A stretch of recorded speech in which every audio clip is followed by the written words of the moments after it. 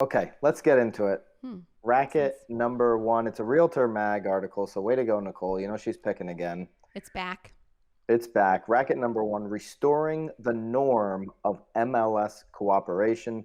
There does seem to be a lot of. We've covered this topic in the past. We just got an email from somebody who I think we'll talk about in the future For sure. about this rule.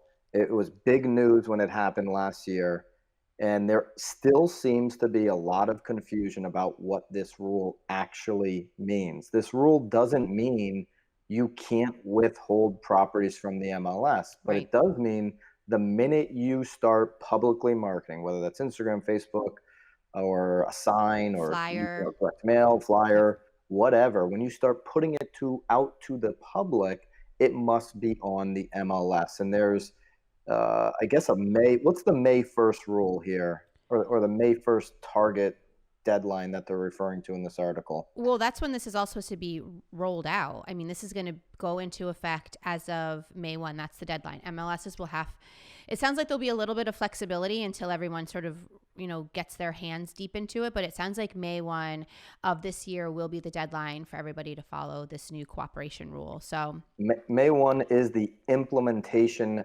deadline for the clear cooperation clear. policy. Clear. I love the quote from Kathy Elson, of the CEO of Connecticut's statewide smart MLS.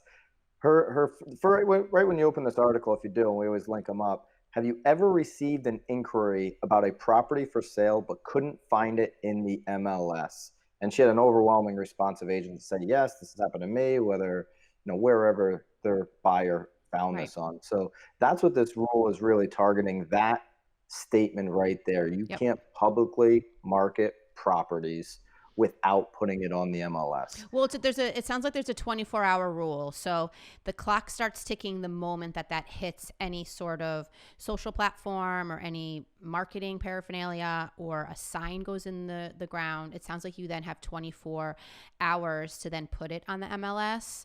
I think the last time, Byron, you and I sort of chatted about this because, again, it was coming, but we weren't really sure when. You started questioning about the coming soon because on our MLS, we have a coming soon category, and you were not really sure how it would affect that. But it sounds like there still will be the ability to do a coming soon. But again, there's so many rules when it comes to the coming soon. Like you can't show it. I don't even think you can actually put a sign out when you're in the coming soon program. No, you So can't. yeah, so it'll be super interesting to see.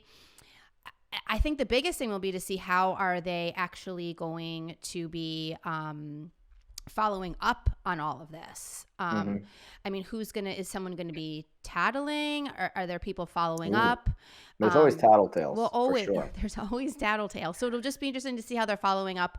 What are they doing? And then what are going to be like the implications of all of it? Like, Yeah. is there a fine or how do you get out of it? So it'll be interesting to see. But again, it's officially hitting May 1. So definitely something for people to start keeping in mind, especially if, you're going to these properties when your photographer is there. I can't tell you how many times I see photos of that. Like the photographer is there taking a photo, and then, I mean, you're not even getting those the photographs back for what, almost maybe 2-3 days. So it'll be interesting to see how it all unfolds and how they're going to actually sort of come after us. Yeah, the biggest misconception so far is this is not a coming soon ban. In fact, if you go down to the second part of the article, it does not prohibit coming soon listings. It does not prohibit office exclusives or marketing to private networks. You just have to follow the guidelines if you choose to be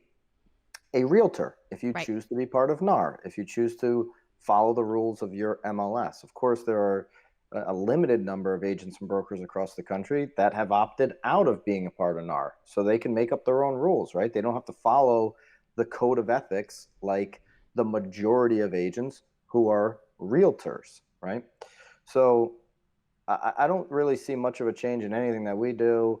I'm still going to say the same thing I said last time. This is a shot at brokerages that were doing things like Compass was, which is marketing properties on their website and nowhere else. You Mm-hmm. can't do that anymore. Mm-hmm. So that's what it is to me. And do I think this is good for the consumer, bad for the consumer? I think every consumer situation is different.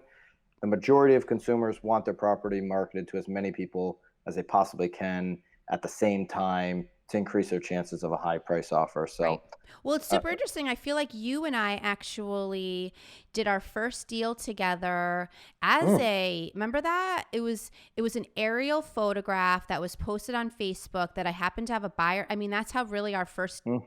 deal even got done. So, That's true, and that was that is true. That was a coming soon Facebook post. You're definitely right about that. This was years ago. years, Um, in years that ago. situation, I think it was, I was representing the seller. I think we got our seller more money than we would have the other way For around. sure. Yeah.